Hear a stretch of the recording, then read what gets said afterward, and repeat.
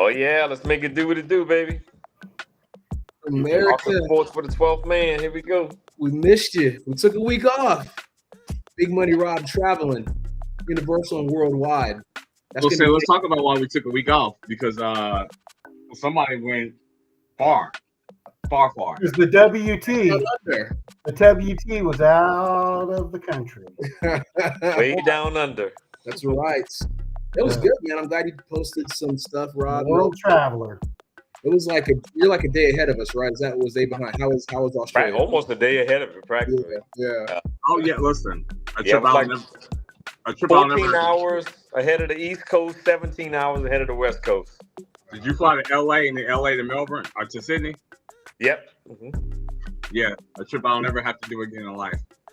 You've done it already before, right? I have, and I don't have to do it again. It's beautiful. I'm gonna let Rob talk about it because he's been there. That was 10, more than that. Yeah, they're like 10, 13 years ago, but beautiful. Yes. Sydney's a beautiful city for sure. The people are great. Melbourne is more of a cultural kind of hub. It's got a lot of vibe to it. Mm-hmm. So they both cities are very different, right? See, I only been to one. Big Money Rob has been to both. Mm-hmm. No, man, you got it. Gary's a world traveler too. Don't put that on me. Gary went to Rome. I never been no damn Rome. Listen, Big Money Rob everywhere. That's Gary been to Rome, man. Oh well, that's true. He just went up the coast in Australia. Well, are we here? Let's just go up the coast. Oh, good stuff, man. Man. Get over to Perth next time.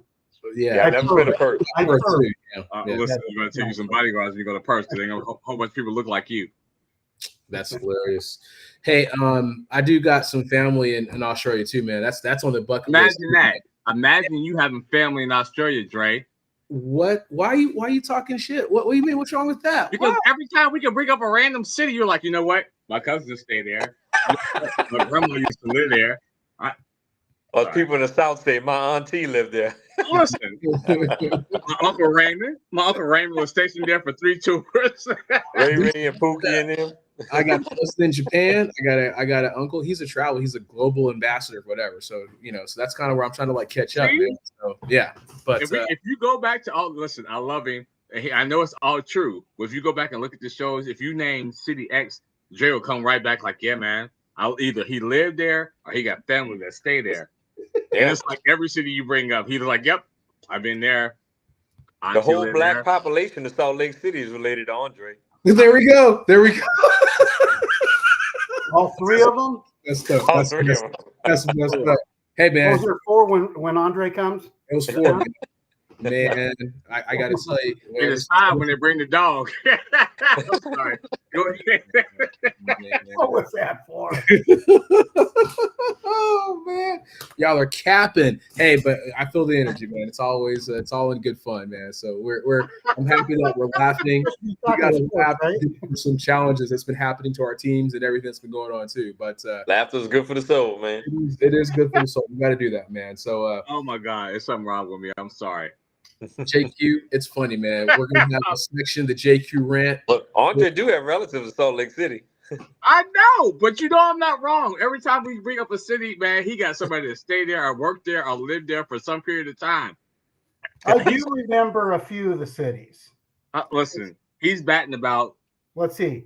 His batting average will get him in the Hall of Fame. He's batting about 733. San Francisco. Sacramento, Indianapolis, probably Reading. Yeah. Actually, Reading. Yep. Where else? It was L.A. Yeah, it was all kinds of. Yeah. Look at this. Look at my boy too. Look at my boy who says that. Yeah, he does. And he recently said he got some family in New Orleans too. Yeah, I do got some family in New Orleans. I didn't even realize that. I was like, what? All right, Richard's online tonight. Join us, Richard. What's up, Richard? Yeah, what's up, Richard? We appreciate it. And make sure you put in your top, Richard, you stay online and you put in your top 5 when we're putting in our top 5, teams of whatever we're talking about. You make sure you post those too instead of just gripe to me after the show about it. And whatever you do, don't put the Rams number 2 like Stephen A. Smith did. I don't know if y'all saw that. I did. They had to remind Stephen A. Smith that the Rams lost. I know. Look at this.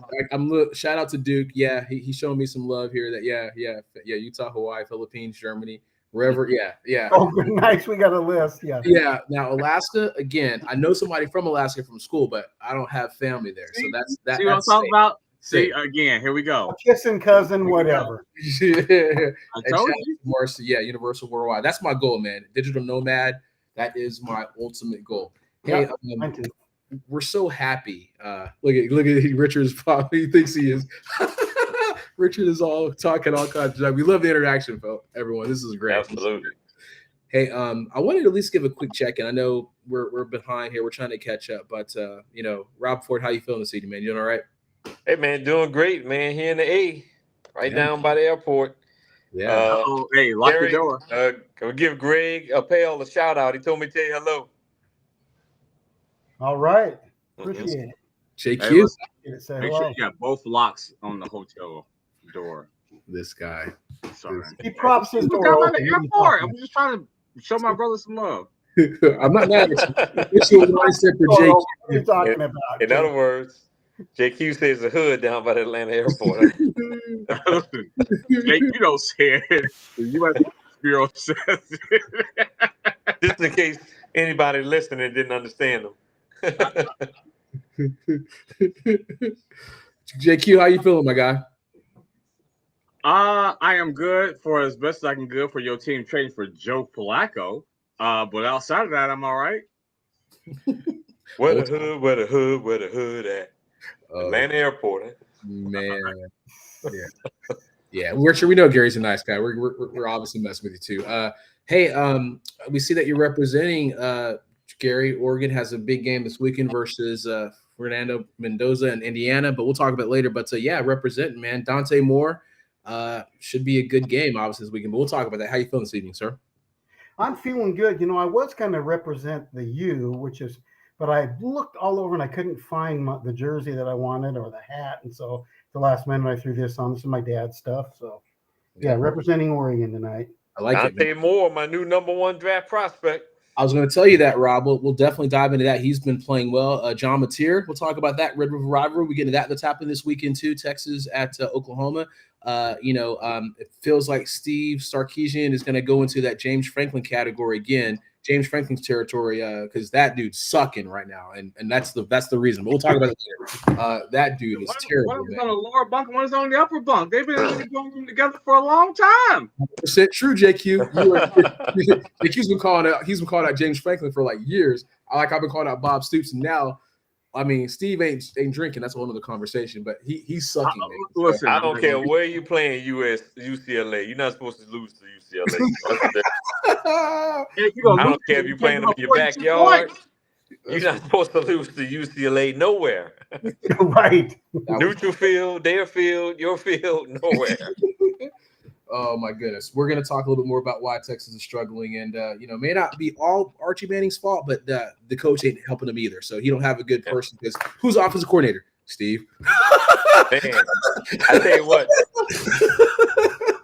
man, the internet never loses, man. The internet is wearing Arch Manning out, man.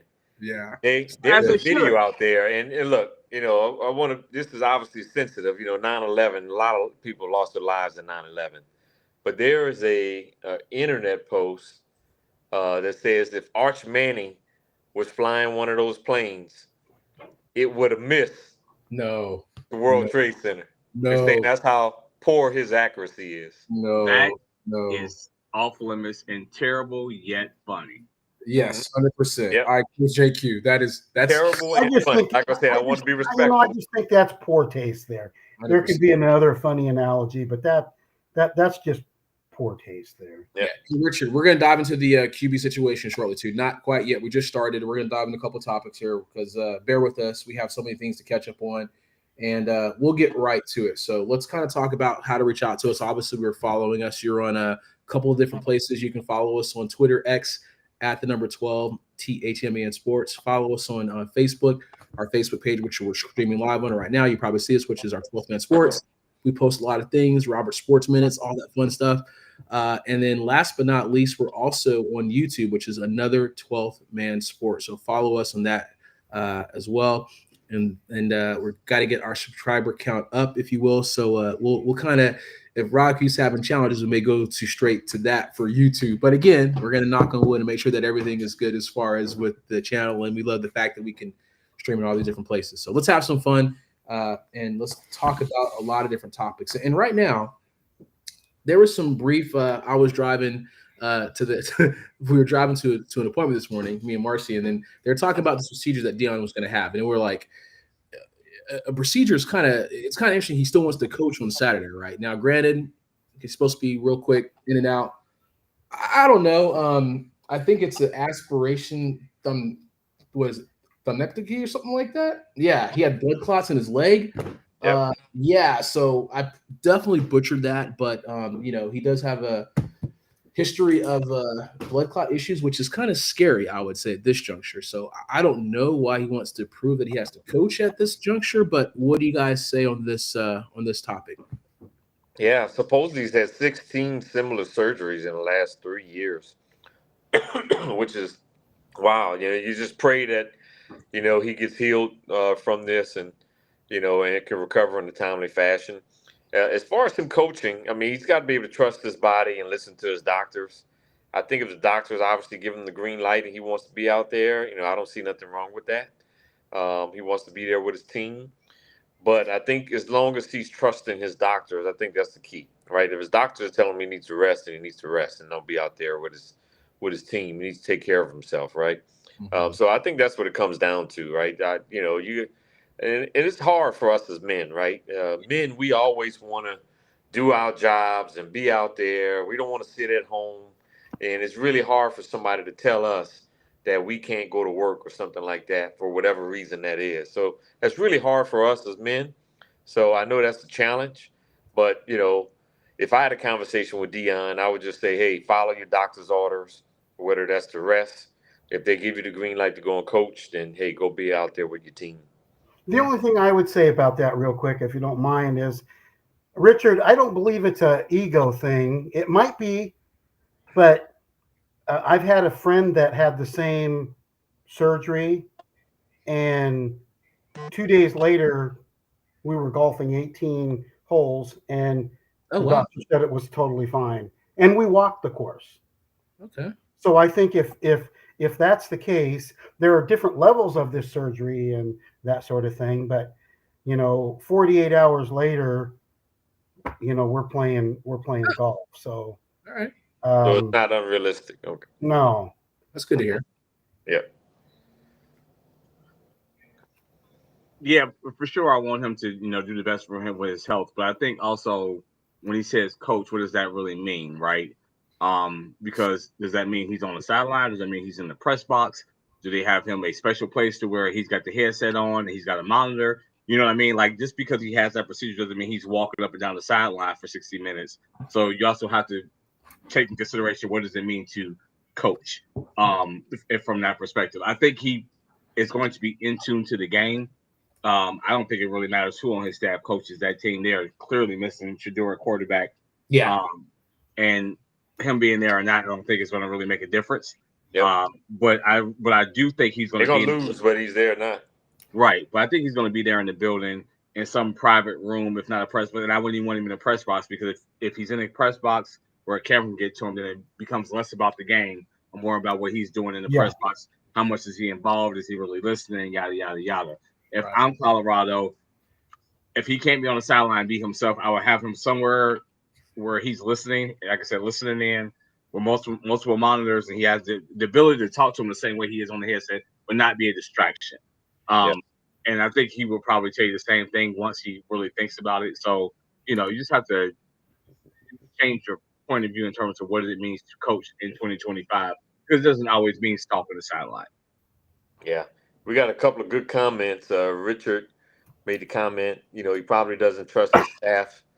And Marcy said he needs to rest.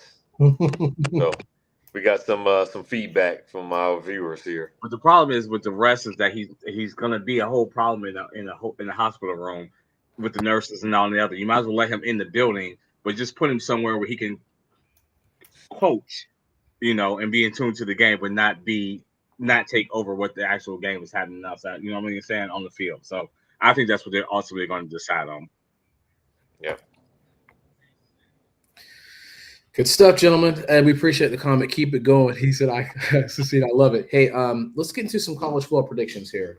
And Rob, you nailed it on the head as far as, guys just kind of, we can be pretty stubborn, but sometimes it's what we want to do. And then Gary, that's very insightful as far as if that was the case, it was like only 48 hours away. That's pretty well too, I would say. So JQ is ready. He is under the Ohio State banner. Let's go, Illinois. Versus this weekend. If you talk about it, Rob, I'm kind of looking at some overviews here. I know that they were kind of in the bottom in rushing yards per game allowed. So, again, there's a couple things. I know they've had some veteran talent kind of coming back, but tell me a little bit about. We'll let JQ kind of go because we know where JQ is going with this, man. But this is your team, man, right out the gate, man. What do you think about this initial challenge for you guys? Oh, was it Ohio State, Illinois? I didn't realize it was the first one out the gate. I just figured first one out the gate, man. Absolutely. Well, it's listen. If you're Ohio State, I don't think you think that going on the road you're going to do what Indiana did to them, because that was just a whole ass whooping what Indiana put on Illinois. But you got to also know that you're number one coming in. This is going to be their Super Bowl. You got to come out and be ready to play. I still feel like they're going to win this game. I don't think it's going to be a blowout from the get-go. It's going to be hard fought in the first half, and I think you see Ohio State pull away in the second half. If this game was in Columbus, I think it would be an ass whooping. But it being in Champaign, I think they'll hang around for a little bit. 12 o'clock start Eastern, which is, I think Champaign is in Central, right? Yeah, this should be in Central. Yeah. So, sometimes that early morning start and you're trying to get yourself together on the road. I like what Ryan Day is saying in terms of saying we haven't accomplished anything yet.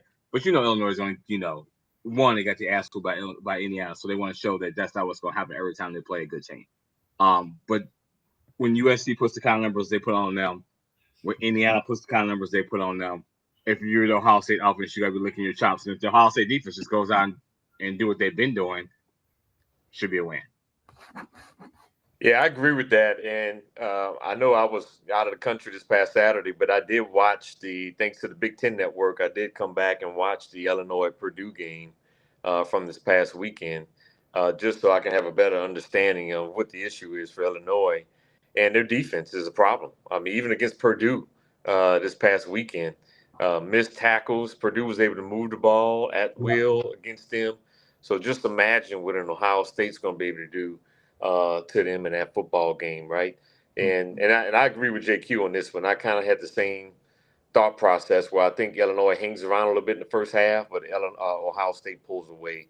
And I see something around a 13-point, 14-point victory for Ohio State in this one. I can see something like 31-17 or 31-20, somewhere in that ballpark for Ohio State on the road. This Illinois defense is trash. Ass. Mm-hmm. Yeah, the Buckeyes are going to win this, and you guys are talking about them hanging around in the first half, the first quarter. I said I'll give you that first quarter. That's the whole first half, first quarter. Yeah, they're the first quarter of that. They're going to be able to hang around. Then that's it. And I'll be surprised if it's not at least 31-10, 31-14. I'll be shocked if they get any more points than that. Shout out to Duke here. He said he likes Ohio State and Oregon number one and number one, number two in the nation right now too. So interesting scenario when they get the Big Ten championship. Yeah. So could you know what's gonna happen? You know what's gonna happen? Same thing that happened in the Rose Bowl in the playoffs.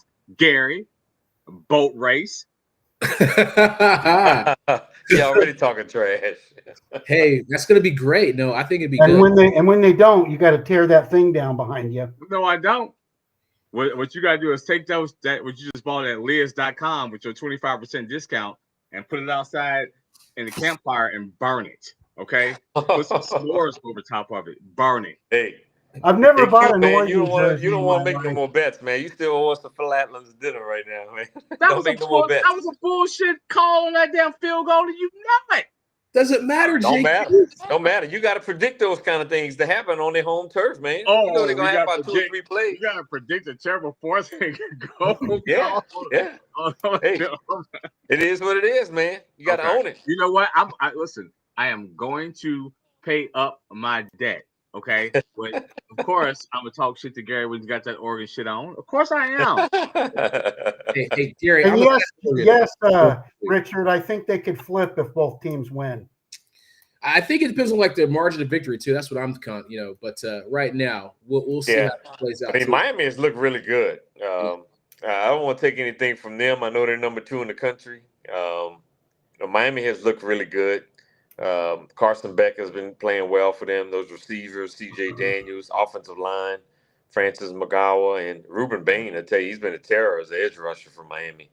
So get Miami, but this Oregon team has been really good too. Dante Moore, man, he's balling. Yeah, Sadiq at tight end, playing really well.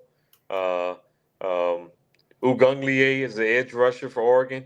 Matter of fact, his brother probably should have been an edge rusher instead of a quarterback. DJ. Oh, still talking shit. He played the wrong position because Ugunglier, his younger brother's probably going to be a first round or early second round pick. So DJ should have been an edge rusher. They said DJ was doing some tight end work or something crazy like that, man. I don't know. That's a terrible situation. Well, Rob, I'd like to hear your thoughts on Penn State because you built Penn State up big time before the season started.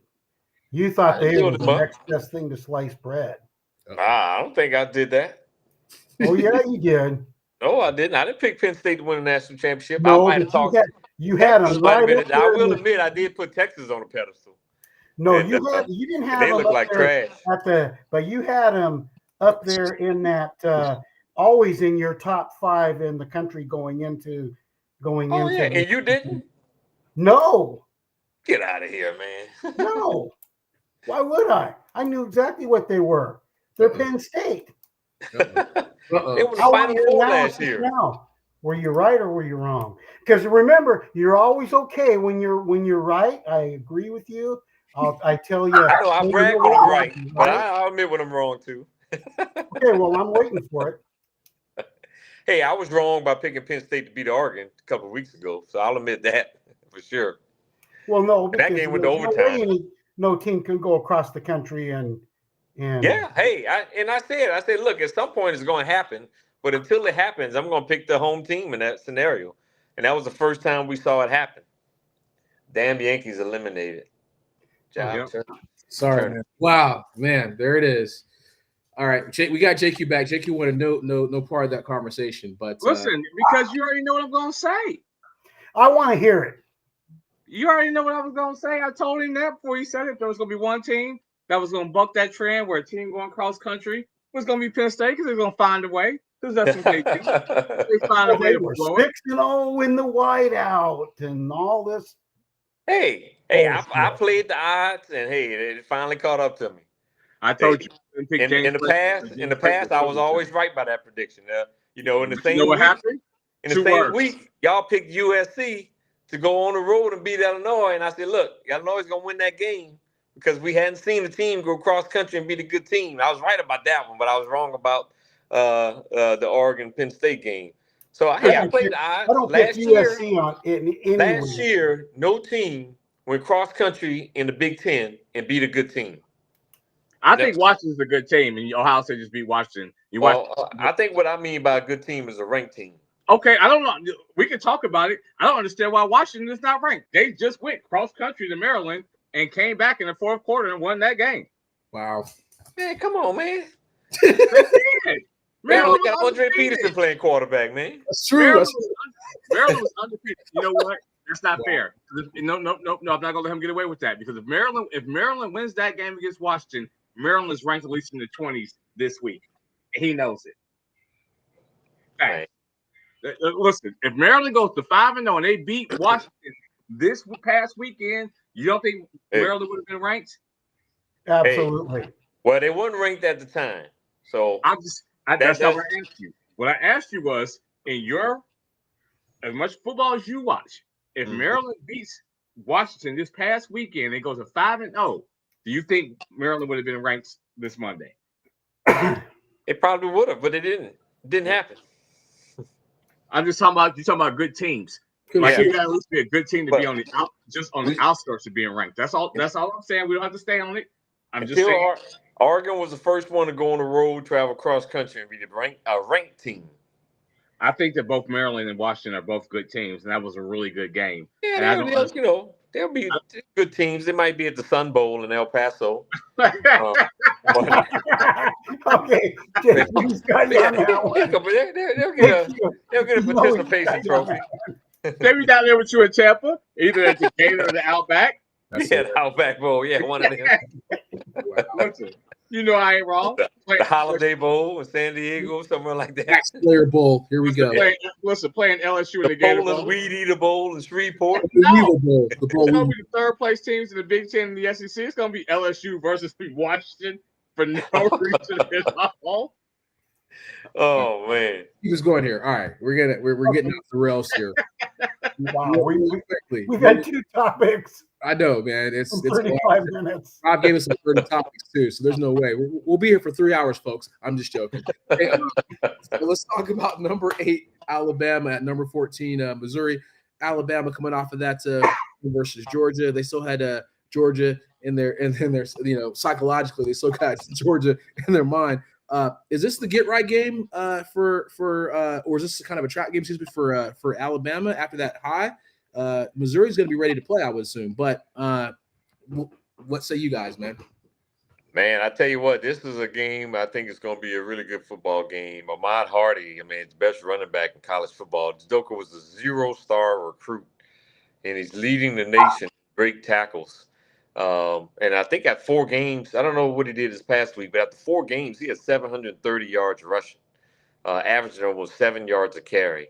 Now, a lot of that was against Roast Beef State, those kind of schools.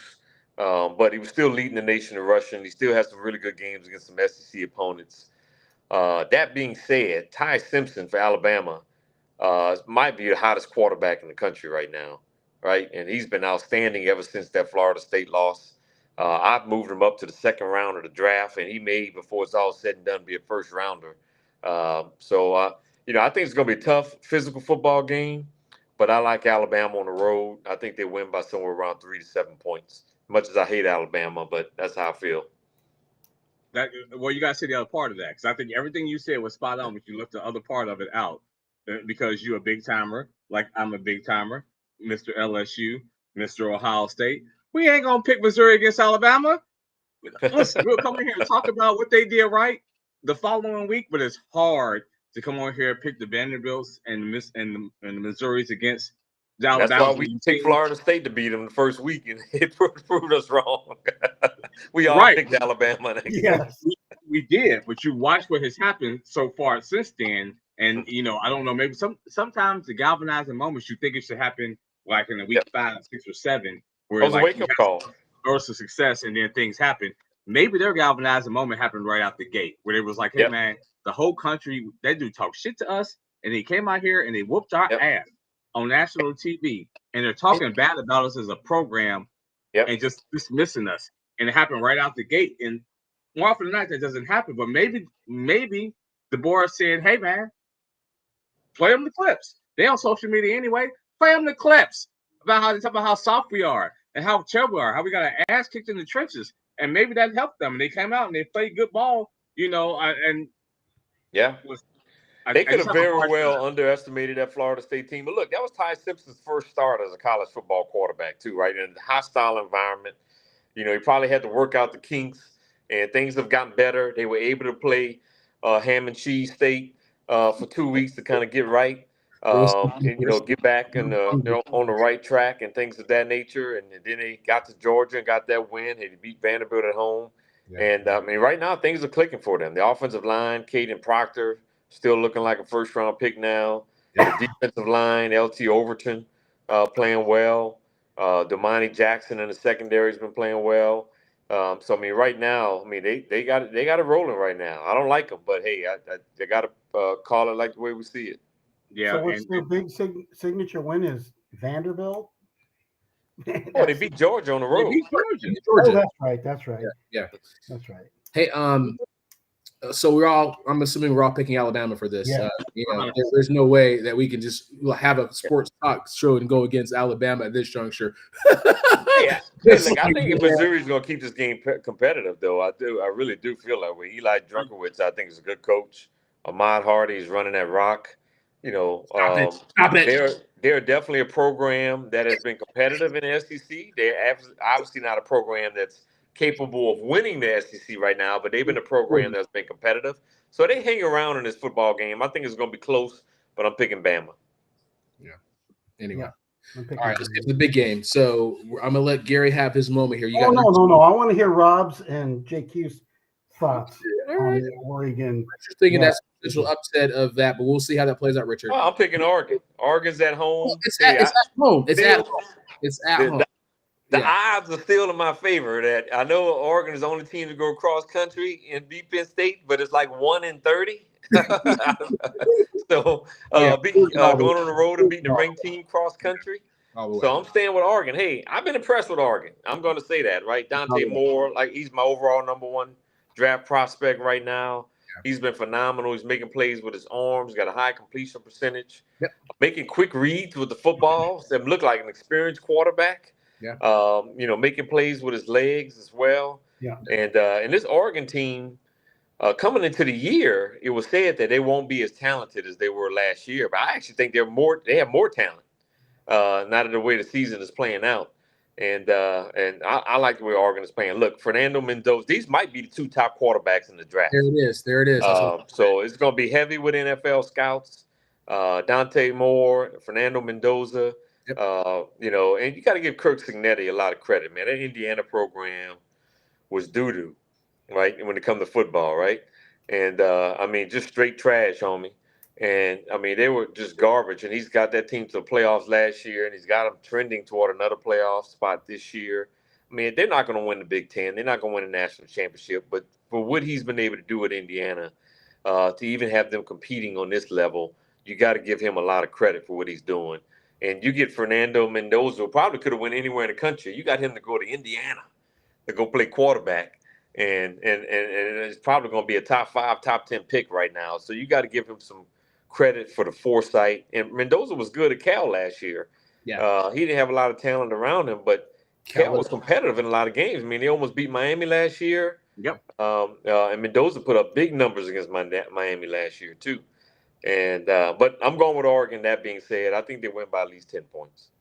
Well, let's just pause on he could have went anywhere, because if we talk about it, let's let all the experts talk about it, that all the big programs had their quarterbacks, and their quarterbacks was, if they was draft eligible, they was going to be first round picks. Drew Allard, just come on down. So let's pump the brakes on where he could have went anywhere, but I will still give Cincinnati a lot of credit for going and identifying his guy.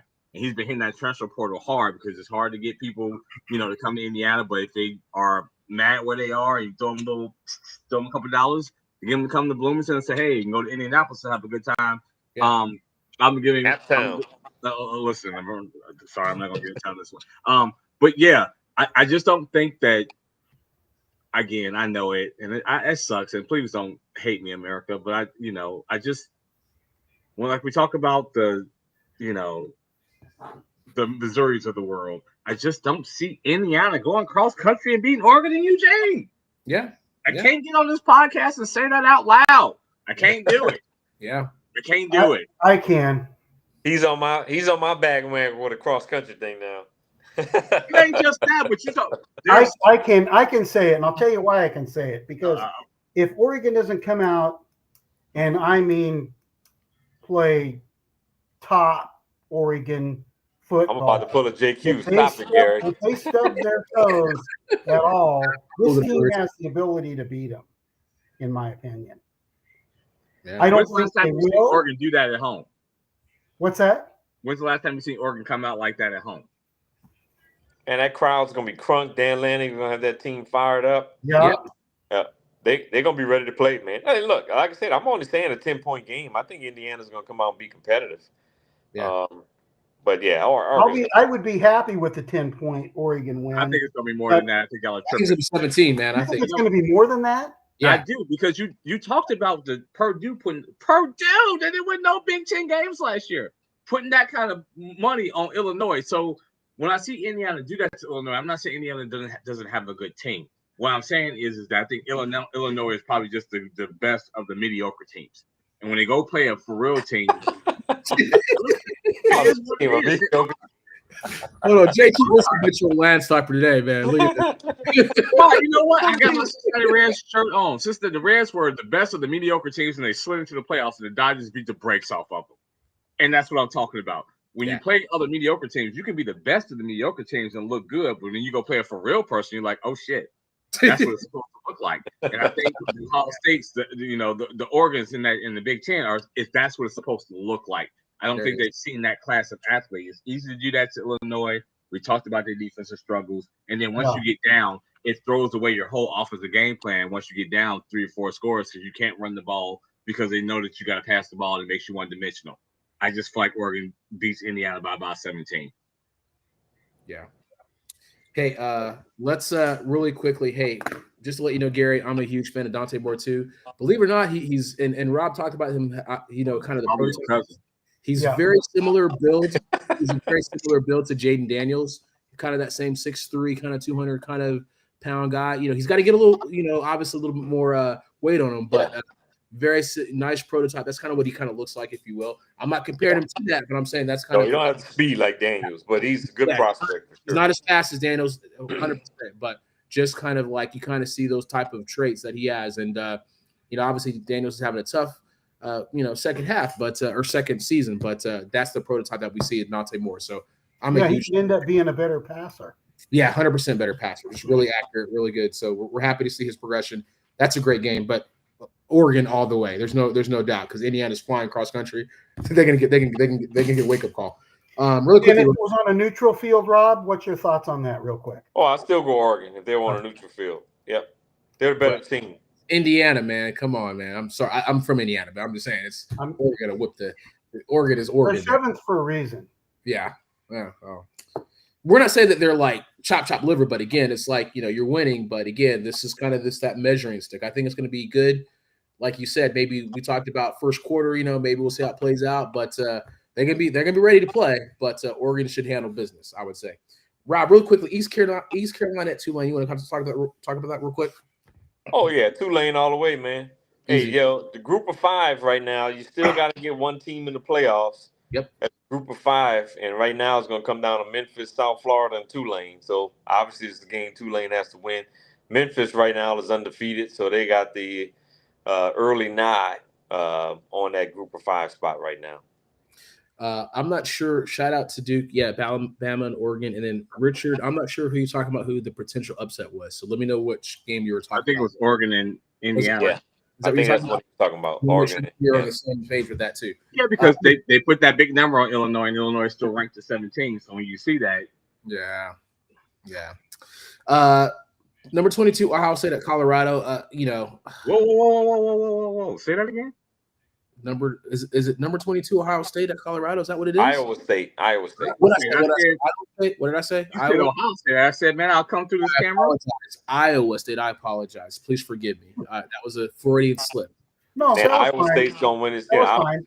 We're praying for Deion and hope he gets well, but Iowa State's gonna win this game. They got a better quarterback, and Robbie Beck. So they're gonna go on the road and win that game. Yep, easy. I'm just messing with you, Dre. If Colorado had more talent, they could take advantage of the fact that Iowa State has lost both their starting cornerbacks, but they don't have enough talent to take advantage of that. The wide receiver or the quarterback play. So I think Iowa State bounces back after losing what? Cincinnati. Yeah, Cincinnati whipped them too. Cincinnati won that game. Yeah, that was nuts. Okay, Rob, who do you got in the Texas Oklahoma? Oklahoma by 30. It's all about John Mateer. I think even if John Mateer is 75%, Oklahoma wins that game. To me, it's all about John Mateer for me. Oklahoma, 100%. Oklahoma. Yeah, Oklahoma. If Mateer plays, Oklahoma for sure. I was just bullshitting. Rob is actually giving me analytical pieces.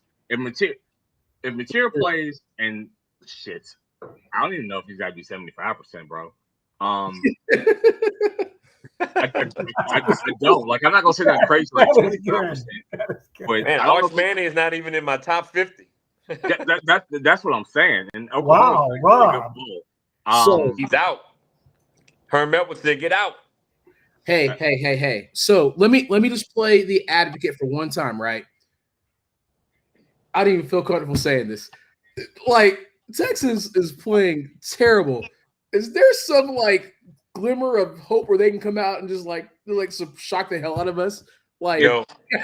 There is. If John Mateer is clearly not ready to play, and they're shuffling quarterbacks in and out, and they don't have any. Oh yeah. Offense. Like, Texas has a shot. Okay. I actually think Texas wins if Mateer's not playing. I really do. I think they win the game if Mateer's not playing. But if Mateer's playing, even if he's 60, 75%, Oklahoma wins this game. He adds that kind of dimension to their offense. Yeah. You know, and RPOs didn't play if he's in there. You can't do that. No. You can get them the threat of that, but I would never actually follow through with that off my quarterback just coming off of wrist surgery. I would not do that for him in this game. But I would make Texas at least think that we might. But I wouldn't go heavy on that game plan. Listen to me carefully. If Arch's last name wasn't Manning, his ass wouldn't even be playing in this game. There you go. Oh yeah. Hey, look, I remember when Arch Manning was coming out of high school, and I remember a high school football scout said this exact words. I remember it's like it was yesterday. He said if Arch last name wasn't Manning, he would not be a 5-star recruit. He would be a 3-star recruit. Wow. I remember a high school recruit saying it. I remember like it was yesterday. Wow. But listen, you need to get him on the podcast because he ain't wrong. No. Yeah. Wow. That spread is like, what is it? Is it still 1.5, Duke? Verify that. I realize it's like a 1.5 spread. That's interesting. I think that's spread. I think that's only the spread because of Mateer. If Mateer was 100% healthy coming that game, that would be at least 7.5. Yeah, 100%. And look, Oklahoma's got a Brent Venables defense finally too. They got some players on that defensive line. Yeah. R. Mason Thomas. I don't know how is R his first name. Listen, you know it ain't. You know what it is. Come on, Rob. All right, we got this. You know me, you, and the announcers can't pronounce, so he just went with an R. Yeah, that's what it is. There it is. That's true. Hey, we want to get to JQ's thoughts on Joe Flacco and the Browns quarterback situation, but really quickly, do a quick update on the Mariners Tigers and the rest of the playoffs real quick, because I know we got to get to a lot of stuff too. So go ahead and wrap that up real quick. Rob, what are we talking about? The playoff series. Is that you, JQ? Did you see the Mariners Tigers update? What was that, or no? Oh, listen, I watched the Tigers go bombs away on the Mariners today. I believe it was. And then so that there's a game 5, I believe, back in Seattle. In the series. So that one is really intriguing. It's just a couple of cities that people don't pay attention to necessarily like that when it comes to baseball in the grand scheme of things. But it's been an intriguing series, and the Big Dupper, again, just Jesus. But I don't think that, because I don't know if it's tough because the Yankees, I don't know if the Toronto lineup is so good that it's making good Yankees pitching look bad in the series that just happened.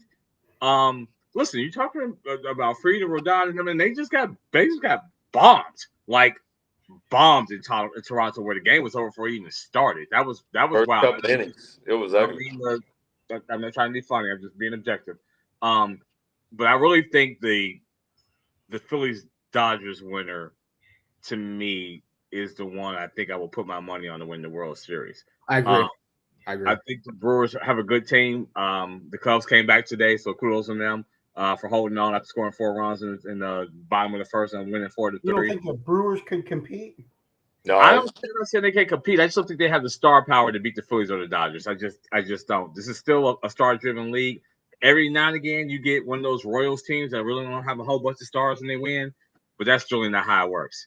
I do. I think the winner of the Phillies and the Dodgers wins the whole thing. Yeah, I think the Dodgers and the Blue Jays is who we're going to see in the World Series right now. The Dodgers, I mean, they got largest payroll. They got a lot of talent. Right? I mean, they're down 3-1 right now, and that's not surprising that the Phillies still come back and win 1 or 2 of the games. But I think the Dodgers still win this series. I mean, they just have a lot of depth, and of course, the Phillies don't have Zach Wheeler, so obviously it's going to hurt you in the playoffs. Yep. With your best pitcher being out. I still like the Mariners. I think they're going to come back and win Game 5. I think we'll have a competitive American League Championship Series between the Mariners and the Blue Jays, because the Mariners have good pitching. Even though it didn't look like it today, they were up 3-0, and the Tigers went off with 9 straight runs. But the Mariners got good pitching staff, and they actually have a pretty good lineup. Cal Riley, Randy Rosarino, Julio Rodriguez, J.P. Crawford. Yep. They got some good players on that team. So I'm gonna go with the Mariners to take Game 5.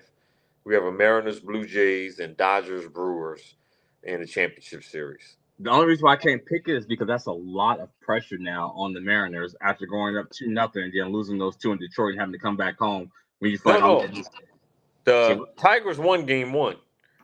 That's right. The Mariners won 2 and 3, not the Tigers. You're right, because I was worried about them because I was like, they got Screwball in Game 2 and they messed around and beat Detroit with Screwball on the hill. You're right.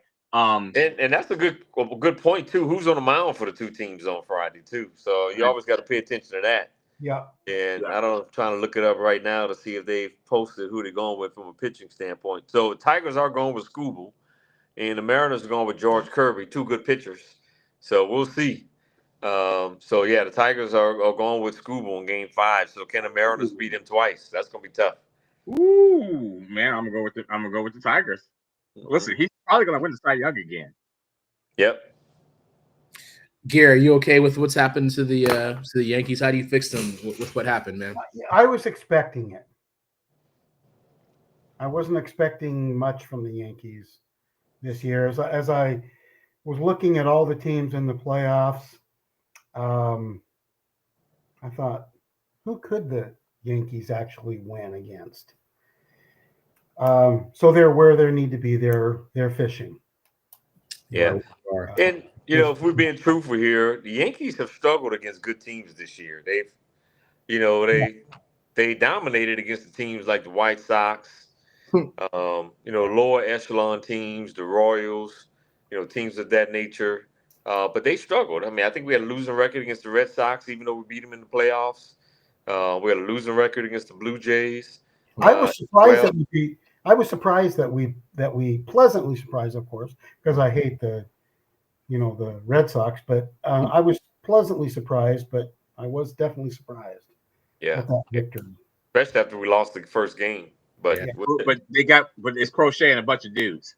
So it's hard when they roll out Crochet. He's clearly their ace, but after them they're hittable outside of Crochet. Yeah. So I wasn't surprised they beat Boston, but I knew Toronto was going to be a challenge. Yeah. Mm-hmm. And that's what I talk about I'm not trying to compare them to them, but I'm talking about in this season. I've watched Rob say it, and he said it 100 times. They beat up on all the bad teams, and they lose the good teams. So sometimes you have a team that's just the best mediocre team, and they make it. But then they play a good team, and the good team shows them there's levels to it. Yeah. Yeah. There it is. Like in Vici. That's fact. That's just fact. Yep. JQ, the Bengals have a new quarterback, Joe Flacco. Stop this shit. Yeah. This is you know what, America? You know what, America? This is just Rob. He said, how can I get him? How can I just get him and just stick it in and just, I don't even have to give it a full twist. A quarter twist like this, and I can get him going. Hey, it's a hot topic, man. That's all it is. It's hot. Hey, look. It's hot. Flacco's hot. He's with your team. He's a hot. People are talking about it. It's a hot topic. Hey, I told a colleague of mine tonight who's also from Cincinnati, and he's a Bengals fan. I told him tonight, I said, look, the Bengals are one of those teams. I said, especially the way the Saints are playing right now, you got to have a second and third and fourth favorite team. And the Bengals are one of those teams I root for just because of Burrow and Chase. So, I'm definitely not trying to throw shade. That's a team I actually want to win because of the LSU connection. I was just messing with you. Yeah, you have to talk about us trading for Flacco on this week. I'm just messing with you. But it's going to go horribly wrong. Mm-hmm. You're going to get an old quarterback that can't move, a bad offensive line, and put him in the shotgun and say, go? That doesn't sound like a recipe for success. And then they're going to go to Green Bay. Now you ask them to beat Green Bay twice? In Green Bay? Shit. Hey, you saw Jake Browning, man. They're like, what the shit, man? Come on, man. Listen, look, I thought Jake Browning was going to be able to come in and at least hold it together, but he's not looking like the Jake Browning from 2 years ago. He's not. He sucks. He's lost his confidence. That was bad. And man. I don't know what else is going on around him outside the field. I don't know. But to me, when something like that happens to a dude, you talked about dudes earlier not being able to want to take advice and being able to, measure themselves out. I don't know what's going on with Jake. He's lost all his confidence. You can see when he's playing. You don't get any reps with the first team. you know, and then you're thrown in the mix, and then, you know, it's a combination of a lot of things. First self-doubt, and then maybe the coaches aren't, you know, the coaches got to be in there building this kid up. But Jake, the problem with that, Gary, is that he's played numerous games now, because you got to remember, when Joe got his wrist hurt, he played all those games. So when you come into this thinking, hey, man, I've kept pretty much my offensive line the same. My receivers are also the same. I've kept a couple of tight ends. Like, he knows these dudes. I'm not going to be able to give him that benefit of the doubt. Like, he's had experience in the same system with Zach Taylor, and they haven't changed the offense. They kept all the offensive personnel the same. He just has lost confidence. You can see it when he's playing. He's not seeing the reads right. He's throwing interceptions where a high school quarterback knows better than to throw that pass. My thing about the Flacco thing, and not about staying with Jake Browning, why not see about Jameis Winston? Why not? So let me ask you this, JQ. So he's lost his confidence. He's had time with these teams in the absence of the starting quarterback. Is it because teams have just now, they've scouted him enough, they know exactly what his weaknesses are, and then that causes doubt, and then that causes his, you know, go up one more step. I don't think it's necessarily about Jake Browning. I personally believe that it's about Zach Taylor and that offense, and him losing Dan Pitcher and the offensive coordinator to the Titans. He was calling the plays.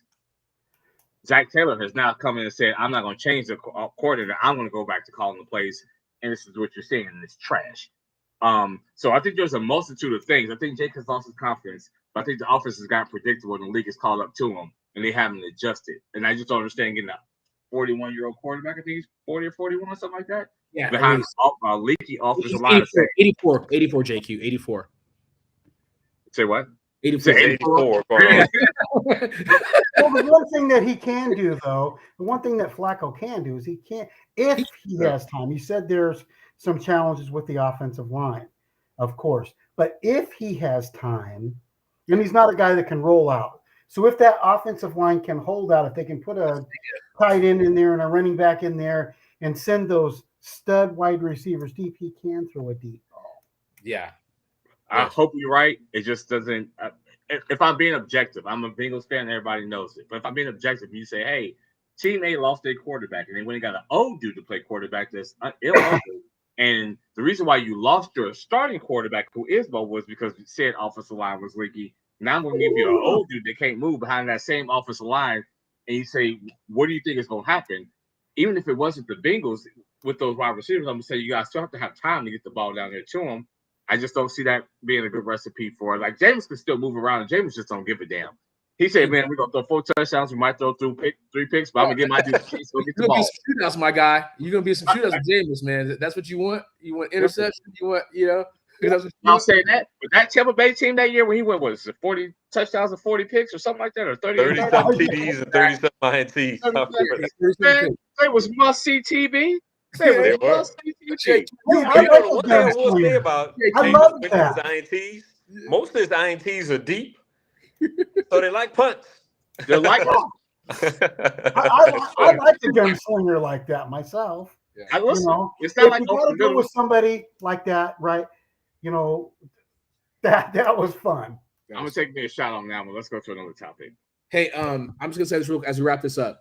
So it appears like Zach Taylor may be on the hot seat. Apparently, that's we'll talk about that too. As far as I know, Jake was clapping. He's kind of similar to Steve Sark, man. That dude is like call and play terrible, no confidence. I'd rather have Sark's sober ass than Zach Taylor's sober ass. Well, I'm just saying, be careful what you look for, man. That's crazy. I said it. I said it out loud. I said it on the podcast because I mean it. I said it with my chest. You gotta have the chest to play quarterback at LSU. Perfect timing, Rob. Perfect timing. That's my house. Crazy. I say it just to get Rob going. And it did. What a perfect. Let's talk about the Browns situation. So we talked about the trade, and we could talk about if Kevin Stefanski is on the hot list too. The Browns look like a shit show anyway too. Now you got Dylan Gabriel and you got Shedeur here. So now what happens in this situation here? The Browns, they wish they could have Baker Mayfield back, but what the hell is happening with this situation? The cause and effect, Rob. I'm gonna throw it to you on this one, man. Hey, look, we said this on a couple of weeks ago. I think we all agreed that at some point this season we're gonna see Shedeur start a game, and I still believe that, right? Especially now they traded Flacco. So more than likely, I know Stephen Stefanski doing all this nonsense, foolishness. I don't know who the backup quarterback is going to be. It's not going to be Bailey Zappi or Zappy Bailey, whatever his name is. It's not going to be that dude coming off the practice squad. It's going to be Shedeur Sanders. And look, I'm still Gabriel credit. I mean, I saw a good bit of that game, and I mean, he was solid. He had some good accuracy, threw 2 touchdown passes. And I thought he had a solid game. Right? I mean, they only scored 17 points, but I thought he was solid. But at some point, I don't know what's going to be the cause, but at some point, they're going to want to get a look at Shedeur Sanders as a starting quarterback this year. He's got to be in a stretcher. Gabriel's got to be on a stretcher, like getting stretched on the field. That's how they're going to. Yeah. Well, I don't want anything bad for anybody. I want to see that happen. Even if Dylan Gabriel ends up stinking it up, let's say. They don't want to play. These teams start game planning for him, and then he starts stinking it up. Oh, let's go for the first round pick. Let's just keep him in here and go for the first round pick. I don't even know if it's that, but Rob, you just hit on it. Well, it's 2 parts. I think Stefanski has been put in a very lose-lose situation if he doesn't really have true say over personnel decisions within the building, right? Because if you go get me a Joe Flacco, Lord help me, Cincinnati, but you knew he wasn't going to make it the whole year, and then you draft 2 rookie quarterbacks behind him, and then you bring in Kenny Pickett, and you're like, Kenny Pickett, get out of here, and you trade him. And you know Deshaun Watson's probably not going to play. What would you have Kevin Stefanski do? Because you really want the Browns ownership ain't going to say it out loud, but they really want Deshaun Watson to come back healthy and play because you got to pay that dude this money either way it go. Oh, that's just guaranteed. All guaranteed. So they really want him to play. Everything else right now is a Band-Aid because I gave this dude all this guaranteed money. I really want him to play.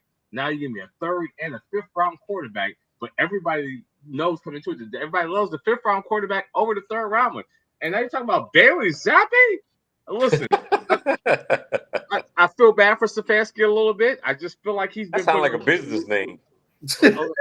Bailey Zappi. Bailey Zappi. Yeah. Like, come on, man. But I think Shedeur got pushed on him. I don't know if the reports are true that Shedeur is not studying the way he should study. I've heard both sides of it. So it depends on which. I'm not buying it. I'm not buying it, man. I think that dude, he's got it's an uphill battle, man, the whole way, man. They just shit him, man. I agree. My point is, I don't know if you'll see Shedeur unless things go super, super, super 100%. 100%. I want to see Shedeur succeed, but I mean, we got to admit some of this is on his camp, right? Some of this is on his camp, right? I mean, you told the Ravens and the Eagles not to draft you.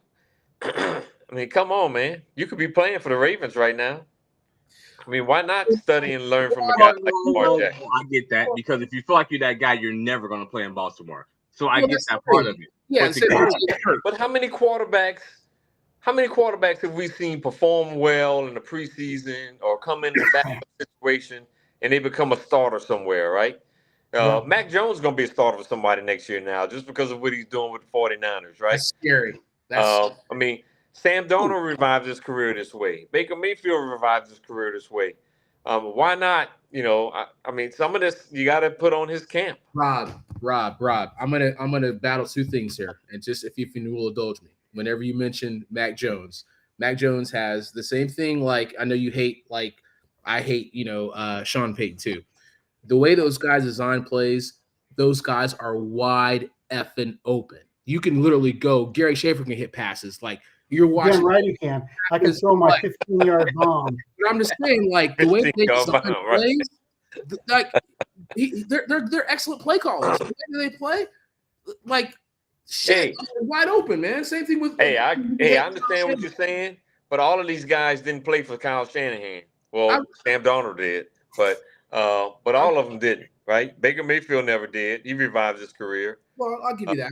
I'm just saying. Trevor Lawrence is reviving his career. He never played for Kyle Shanahan. Who's that? Right? Did you say who?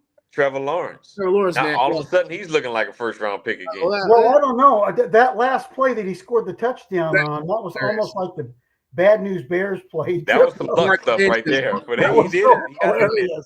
But he made if you watch that game the other night, Trevor Lawrence made some heck of throws in that game. Yeah, but that last play, he gets his foot caught, and then he can't get up, so he falls down again. Stumbles, and then he runs around and scores a touchdown. That rail throw to Brian Thomas never played for Kyle Shanahan, and he's reviving his career. Yeah, listen, that rail throw down the sideline of Brian Thomas in the bucket. That was a beautiful throw. Oh yeah. Listen, I don't know about Mac Jones though. Unless Mac Jones is going to play for the Saints, I don't know of many people that are going to invest in Mac Jones. Yeah. Only because if the class they think this class is supposed to be, you're going to take a 3 or 4 or 5 year Mac Jones versus somebody you can mold and shape. I think Mac Jones is. I don't know if that's going to happen for him. I would argue that Mac Jones is going to. I think it could. Well, JQ. I mean, that's obviously a valid point. But let's look at a team like a Pittsburgh Steelers, right? They're probably going to go 9-8, 10-7.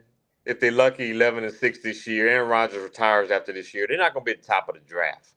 So what do? They go out and sign another veteran quarterback to stay afloat. Mm-hmm. And maybe somebody like a Mac Jones is their guy, right? So I think teams at the top of the draft are going to take their chances with a top draft pick. Yeah. Right? But a team like the Steelers, who just constantly just plug and play kind of team, right? They could be that kind of team that takes a shot at a Mac Jones kind of player. Well, I guess my thing is how they really feel about Will Howard then, because you Will Howard ain't gonna be no starter in this league. He's gonna be a forever backup. Easy. Will Nussmeier, okay? Will Howard, whatever his name is, will be a clipboard holder unless he go plays under Kyle Shanahan for a year. That's hilarious. All right. Let's talk about this, Gary. Let's talk about this, Gary. That's a good job. It is a clipboard. Good job. Yeah, it's a good paying job. Give me. I'll do it for a couple million. Hey, let's kind of tie this because there's some 2 points here, and I know we can kind of talk about this because Coach is on the hot seat, right? The reason why I'm bringing this up, right, is because we talked about we still got the Callahan. We talked about it earlier. The Titans right now. McDaniel, I don't know what the hell's happening with that. You lost Tyreek Hill. You definitely going to be on the hot seat. Dable, what the hell? He's almost Canellis. Who's your quarterback? And I also have Gannon on there and Taylor. We'll talk about that because what Jonathan Gannon did, to undress that dude. Why is he not fired? 100%. So why is he not fired? You lose I know it's football. You're going to lose your team, man. So he is definitely. I think he catapults up. They find him. You done lost your team, man. So what company can you work for and put your hands on somebody and not get fired? So all that. So I think he's. I don't know, but that's where I want to work. They were saying that I was watching First Take, and they were saying Dominic Foxworth said, you do things because I can yell because they're the one. NFL is the one place that doesn't have an HR, right? There's no HR in the NFL. So I heard that comment too. So you can basically get away with if I respect, you can cuss at me, I can cuss back at you. Certain things we can do. Players we can. I fought teammates, but you can't put your hands on another man. You can't do that when not get some type of, if a coach puts his hands on me, I can't retaliate against you. So whenever that happens, like you said, Gary, that line is immediately crossed. And that's whenever you're like, bruh, your days are pretty numbered, my guy. I'm done. Listen, so Zach Taylor in that, and I ain't got no problem with that list. No, that's really. Yeah. I got Mike McDaniel, Zach Taylor, Kevin Stefanski. Even though I think Kevin Stefanski is a good coach, he's in a bad spot. Yeah. I think he'll be somebody to get another job. Yeah, but he accepted it. He accepted that spot. So yeah, he did. He took him to the playoffs a few times. You got Brian Callahan. I think the Titans are going to be the worst team in the league this year. I know they won this past week. Yeah. So I think they'll have the number 1 pick again. So you got to include him. What the hell? I'm going to throw a surprise name out there on the hot seat. Pete Carroll, Magic Johnson in his Dodger gear, him and Cookie. They ain't firing Pete Carroll. Huh? They're not firing Pete Carroll. No. Hey, Pete Carroll's like 93 years old, man. They in Las Vegas, man, they already putting pictures up that he looks like Joe Biden. Oh my God. I have to send them to you guys. In Las Vegas, man, they got pictures of Pete Carroll looking like Joe Biden, man. He's not. Listen, I don't know whose idea was. Geno Smith is playing like ass. That's true. Yeah.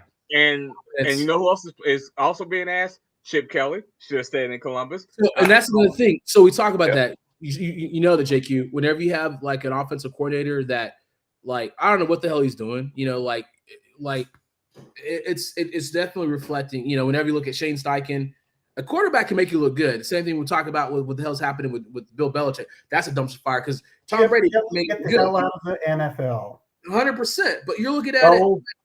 You're looking at like what's Chip Kelly doing, man? What the hell? He's screwed up the Eagles back in the days too. Like what the shit, man? Oh, I love that.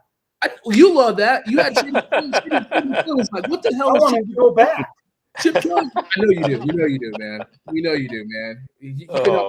For all you Eagles fans out there, I want you to know that I meant every damn word of it. Of course you did. So, but you see what's going on, though. It's like it's kind of who you align yourself with, man. You align yourself with a terrible coordinator, shit's going to go down.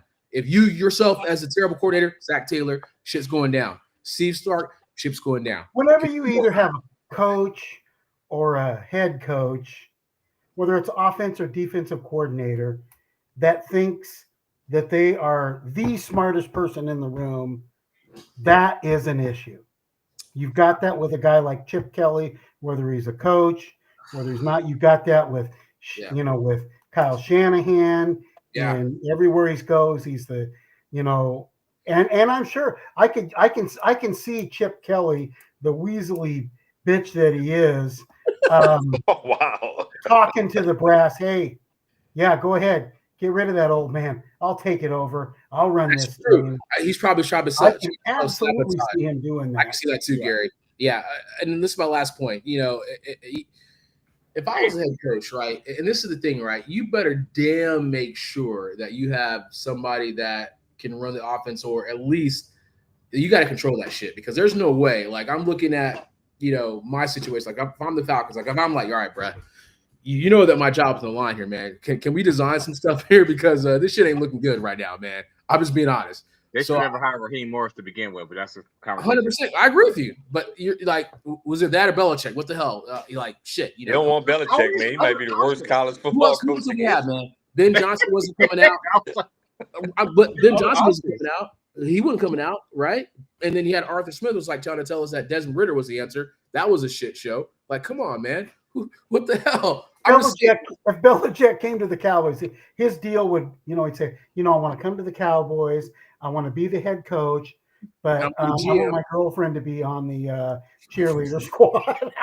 That is true. I would be part of the Gary, and you know what? You got to give the Cowboys credit. We talk shit about the Schottenheimer pick, and Schottenheimer's actually got I think I like him. The defense isn't the same defense right now, but other than that, you're like, Dak Prescott's playing out of his mind right now. So I hope Eberflus is written and not buying. There you go. You go. That's a good call. Dak's playing outstanding football. Hey, their defense obviously is not good enough for them to be 100% a contender. But I told you there was the NFC Bengals. I told you that before the season started. That's true. Mm-hmm. You did say that. They're the top. They got the top offense, but like the worst. They're like the 32nd ranked defense, but like it's like a top 5 offense. Like what the hell? If you go back and listen to the shows, I told you they were the NFC Bengals. Are they ranked? Are they the 32nd ranked defense? Something crazy like that. They're pretty low. I'm not trying to talk the Bengals out in the alley having a bar fight to determine who's the worst defense in the league. Yeah. Just because they're hugging each other instead. Yeah. Scratching and fighting and clawing. Listen, girl fight just. Yeah. So Rob, we're pretty much assuming that the Titans will have the number 1 pick in the draft, or the Saints. Who you think? Yeah, listen, you heard how he just glossed over how the Saints ain't gonna have the number 1 pick in the draft because they got some victory. I think the Titans are worse than the Saints. They're right in the running. They're in the running. Yeah, I mean, it could.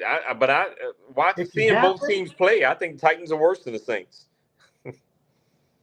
Well, you're probably right. Well, they won't get a quarterback. That's the good news if you're the Titans up there. So at least you'll be safe at getting a quarterback, whatever happens, Rob. So if they get the number 1 pick, I can't dispute that. The Titans look lost. I mean, I know they won this past week, And they shouldn't have won that game. You see that play? He threw it, all intercepted, tips it, dude catches it, dude like drops it, kicks it, and they fall in the end. Like you can't even call that shit. Like what the hell? Yeah, that was wild. That was like the worst like shit. A win's a win, right? A win is a win. In the NFL, a win is a win. They're not easy. Oh my god. You like that looks like freaking Keystone Cops out there. So who's the number one pick? Basically, who's gonna Titans is what we're saying? Is that what we're saying? I mean, from what I see right now, even though the Jets have the worst record, and look, Justin Fields, I know he's an Ohio State guy, but outside of week 1, he's been trash. Oh, listen, go ahead and talk about it. You need to go out and play tight end and wide receiver. It's over. Oh my god. It's a pick 'em between the Jets, Saints, Miami, and Cleveland. Wow. I think the Cleveland defense is good enough to keep them to get a couple more wins. They're gonna win some games. The Cleveland defense alone is gonna win them some games. Man, that defensive line. I mean, they got Myles Garrett, but they got some other dogs on that defense too. Man. When you're out there for 3/4 of the game, that defense. Yeah, that Cleveland defense is good. If they had an offense to give them some rest, it would be a whole problem in Cleveland. Right, that's what I'm saying. They had an opportunity to win that game against Minnesota. I mean, obviously, give up a good drive at the end of that game, but yeah, that Cleveland defense is if they can get average quarterback play, that Cleveland defense is gonna win them some games. They could have beat the Bengals in week 1. Yeah, held the Bengals 7 yards and lost in the second half. Listen, that's what I'm saying. I'm not gonna put Cleveland in that. The Cleveland defense, just like the Browns. That Cleveland defense is gonna win them some games just on the defense alone. Yep. Yeah, I don't put Cleveland in that number. You got the Jets. I mean, even though the Jets have the worst record, I still think out of all the teams I've seen, I think the Titans are the worst. Yeah. Right now. Obviously, that could change. As Stephen A. Smith says, fluid. And, but as of right now, the Titans look like the worst team in the league to me. Yeah, I agree with that. That's a rough call. And that means definitely guarantee as far as Callahan getting let go too, because what the hell, he don't know what the hell he coaching his way. Come back to Cincinnati to be the offensive coordinator. He should have left anyway. There it is. Hey, the Giants are like, what about us? I'm joking.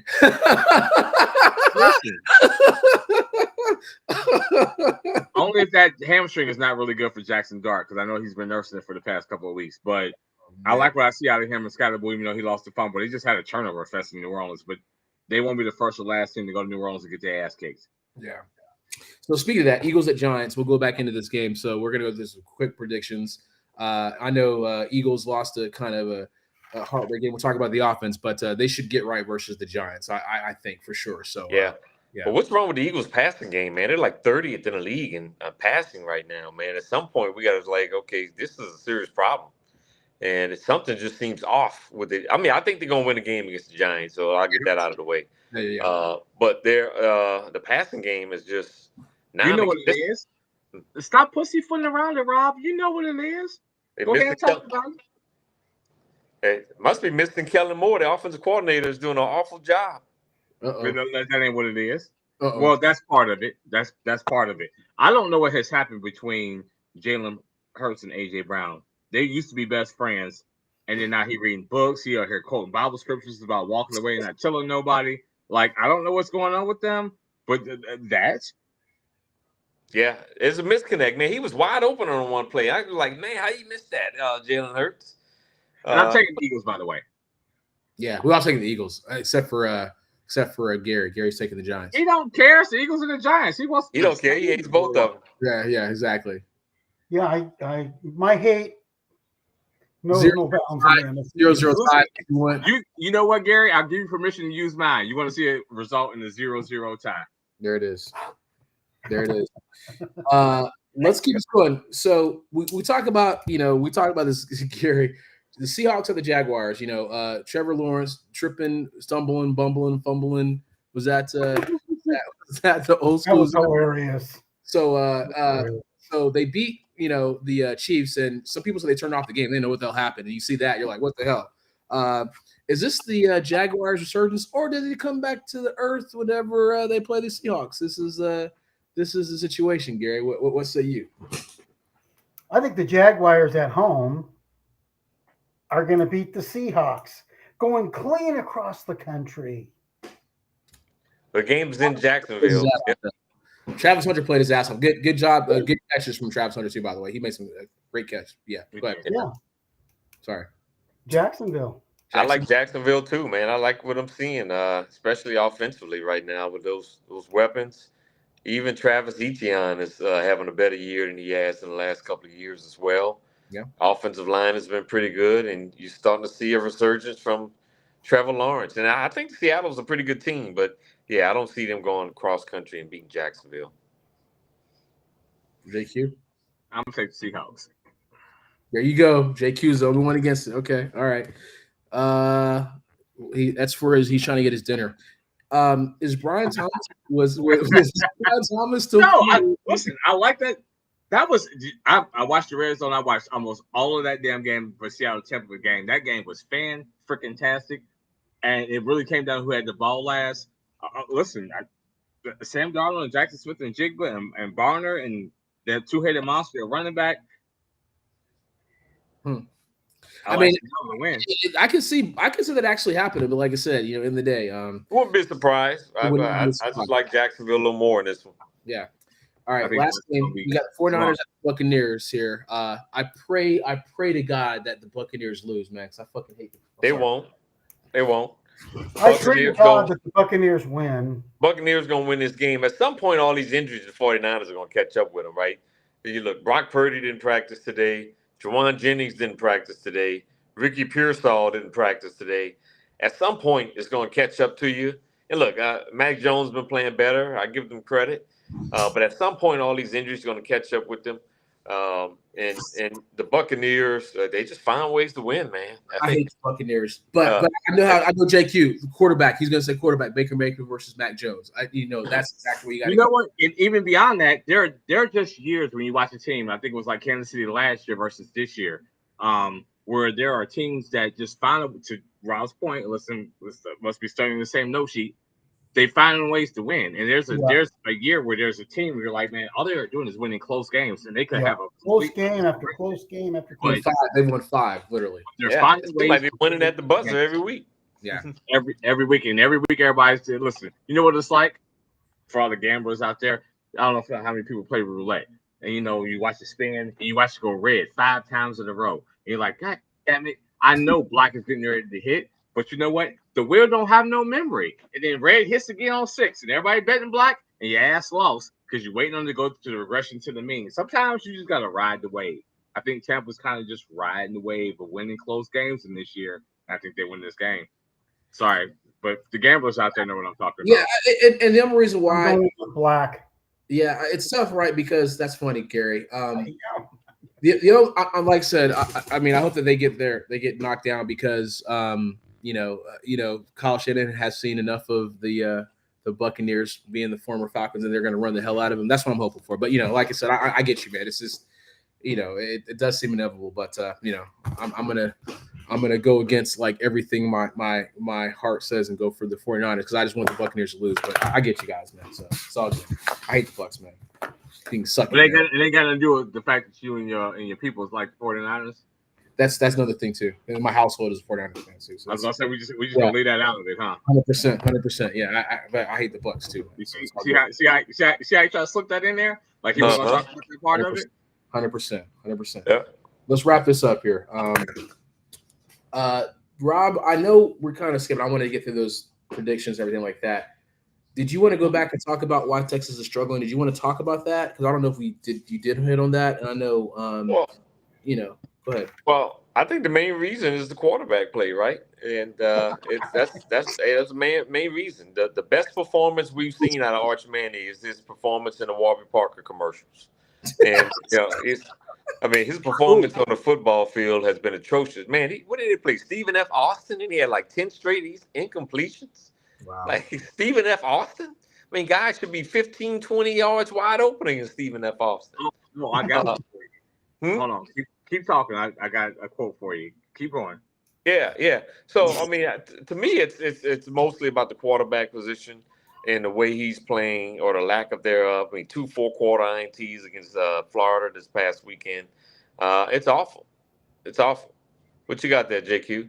Listen, my daughter, the glasses commercial, my oldest daughter, I'm not shopping Archman's glasses because clearly dude can't see which team is his. I love it. It's what my 17-year-old told me about Arch Manning. Wow. There you go. Yeah. I mean, that's his best performance has been in those Warwick Parker commercials. Wow. And they probably want a refund.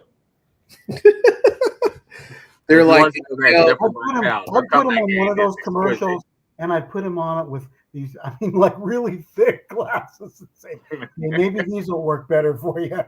Yeah, I read that and said, wow. Oh man. We're gonna so I guess he's not in your top 5 quarterbacks, Rob. No, I don't even have him in my top 50. He's not even in the top 50 anymore. Oh, nice. Top quarterbacks. I'm sure you've got. Man, I was buying the hype. But I said it even in the preseason. I said I still need to see more out of Arch Manning. I didn't see enough out of him last year for those 2 games. He didn't beat Quinn Ewers out. There's a reason why, obviously. So that was number 1. So if you were supposed to be the 5-star, you couldn't beat him out. And so maybe, like you said, couldn't beat out a 7th-round pick. Sorry, go ahead, Rob. Yep. Well, I could kind of see that to a certain degree, though. You want to go with the veteran guy. And Quinn Ewers was a 5-star recruit, too. But at the same time, I still hadn't seen enough of Arch Manning to be totally convinced either. If it's Arch Manning coming in, that dude should walk in taking that job. If your name... I told you what the high school guy said. If his name wasn't Manning, but I'm telling you, he would have been a 3-star recruit. Wow, yeah, that's. But if you Arch Manning, you should come in and be like, "No, this is my team." I'm freshman or not, you're supposed to have all this talent, man.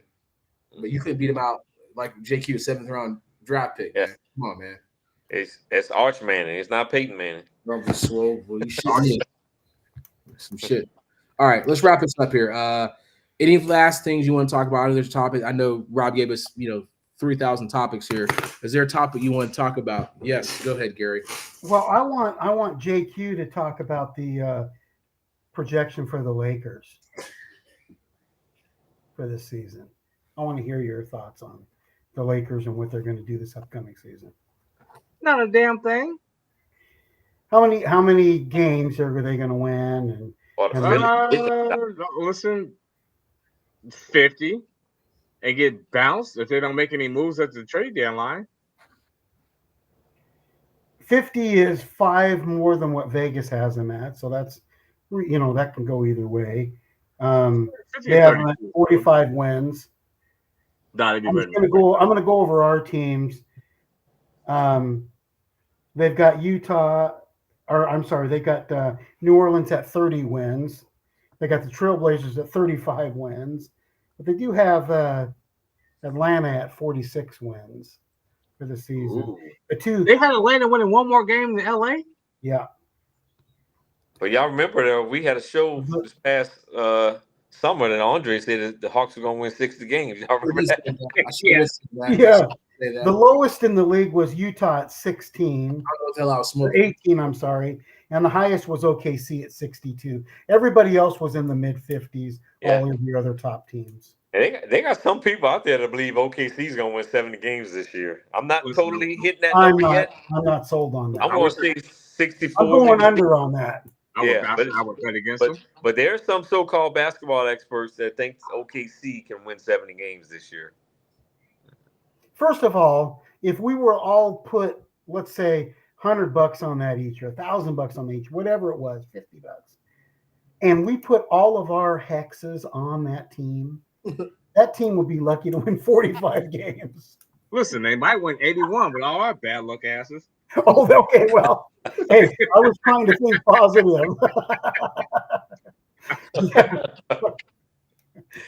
Oh man, 81-1, huh? I really don't see it. 81-1. 81-1. They're gonna lose to the Charlotte Hornets.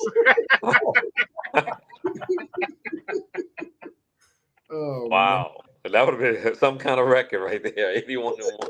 Yeah, I'm stupid. Don't pay me no money. Oh man. Yeah, the Bulls won 72-10. Golden State won 73-9, but they lost in the finals that year. Yep. And the Golden State's the best regular season record of all time. Yeah. Listen, I need to send you $10 so I can bet the under on Oklahoma City's win total in Vegas. There it is. 62 is what they have them at. Would you go under on that? Woo. 62, Gary? Yes. 62. Wow. Man, that's a tough one, isn't it? It is. For OKC? Yeah. Yeah, that's a tough one. That's a tough one. Like, listen, I'm gonna take the under because you're betting on everybody staying healthy to win 62 games. Yeah. I think your odds are still better going under, even though they won 67 last year. Yeah. And then you got to give them all the extra games they play in the postseason. That's a little. Yep. I would go under. I would go under as well. A mean number. That's I don't know if I would be confident about going under, but I still will go under. Oh, listen, it's going to be 60 or 61. That's close to that, yeah. It comes down to that last game, and you're rooting for. There's your bet. Listen, they playing a sorry ass Trailblazers for no reason. You know. No. Now you out here Come on, what are you calling? Now you're here gambling on the Trailblazers to win for no reason. my 35 win Trailblazers. I'm going over on. Yeah, I'm going over on the Blazers at 35. That's a good way to end the segment on nonsense. Are we wrapping this thing up, gentlemen? That's all you wanted. That's all the topics you want to chat. Anything you wanted to discuss? I think we're good. Let's call it a night. You guys need your beauty rest. Trust me on this. But listen, Lawrence knows I do these bags.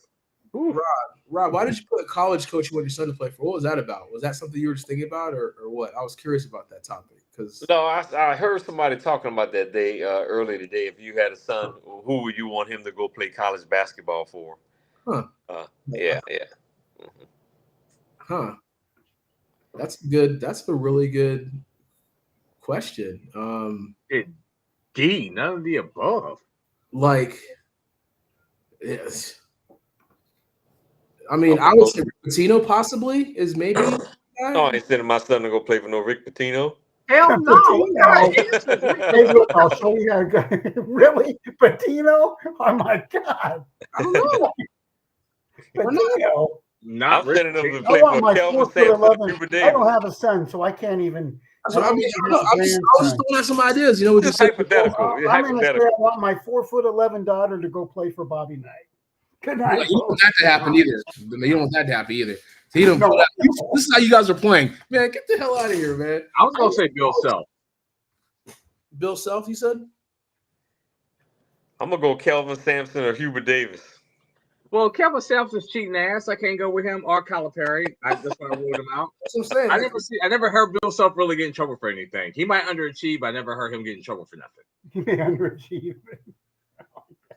Underachievement happens. I mean, but you're not Kelvin Sampson's ass.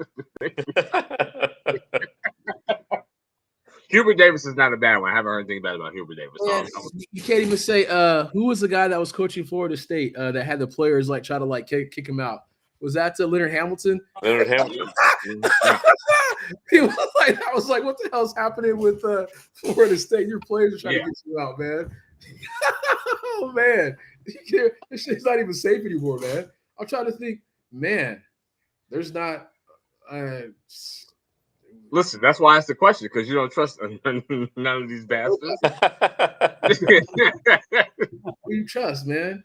Like Bruce Prozac. Leonard Hamilton. I would have trusted my son with Leonard Hamilton.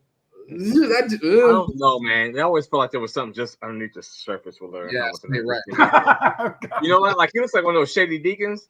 Yeah. Like Alvin Gentry. Yeah. Yeah, like Alvin Gentry, right? like Alvin Gentry. What's the name of the guy these people? He's Shaka? Like or what about Rick Barnes? Where's Rick Barnes? He's at Tennessee. Rick Barnes when he goes Tennessee. Yeah. Mm-hmm. I like to cut Rick Barnes' jib. Mm-hmm. Okay. I mean, I don't even. You can't go Duke because John Shearer, man. You know, What you said to Mike Krzyzewski? Come on. I'm not saying nobody Duke. John Shire might be a good dude, but man, I just hate Duke too much. He ain't going to Duke. He ain't going to Duke for GP. You have to have all that Duke gear on every week. Oh my God! Oh wow! Wouldn't that would be worth it to me? That would be so worth it. I might cry, man. Listen, I might have an allergic reaction. Just bump. That's like a JQ had a son, and he's like, Dad, I'm gonna go play for Juwan Howard. That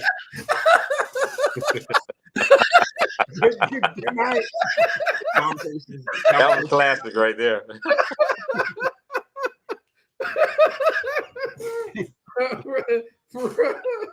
I guess we're into the show. That famous saying that Bobby Knight said back in the day. All my critics can kiss my ass. Listen, I would have sent my son to go play for Bobby Knight. I would have. Oh God! But not Kirk Signetti, huh? Nah, that's a different thing. Indiana basketball, Indiana football, two different things. You can always send him to Deshaun Foster. Send him over there. Listen, Deshaun Foster can't send his kids to Deshaun Foster. What are you talking about? Oh man, Rick Neuheisel back in the day. That was a weasel there. Oh, I know where Andre wouldn't send his son to play for. Bobby Petrino. Oh my God. Hey Rob, take us out. He walked off the set on that one. That dude can suck. That dude can. Man, easy. What you supposed to say? Oh man. Robbie, he habitual lawn stepping right now too, man. Hey man, you said JQ with Juwan Howard. That's worse. But that's a whole other high, man. That's like Billy Knight, man. There's certain names that you can't invoke, man. You know, the process is ongoing. Thank you, Marcy. But your husband was finna say something wholly inappropriate, and I was trying to stop him. Yeah, thank you, Marcy. Bobby Petrino about having Andre Kirsten, man. Like, man, listen, it's gonna be more than Kirsten. The SEC was gonna call us. I had to walk away. Wrap the show up, Rob. All right, ladies and gentlemen, it's fun as always. Thanks for Duke, Richard, Marcy. Thanks for the comments and staying engaged with us on tonight. We really appreciate it. We'll be back next week. Stay tuned. We'll keep you posted. Good night, everyone. We want to hear from y'all, especially the Major League Baseball cities, Philly, LA, Seattle, even the 5 people that live in Milwaukee. We want to hear from y'all too. All right. 5 people, listen. Hey, you know what? I was just going to back away quietly. I have been in Milwaukee for that was like 10 months and had a great time. At Robert Ford, email his ass and let him know that he needs to take his ass up to Milwaukee and have a good time too. I've never been to Milwaukee. I've never been there. Milwaukee's a good time. Good time in the summer. You should have talked to Dre. He's got a cousin up there. Good night, everyone. Actually, my cousin Rob Redding is actually in Milwaukee. He's married to Marcy. I got 3 or 4 cousins up there. Gary dropped the mic and hung up, huh?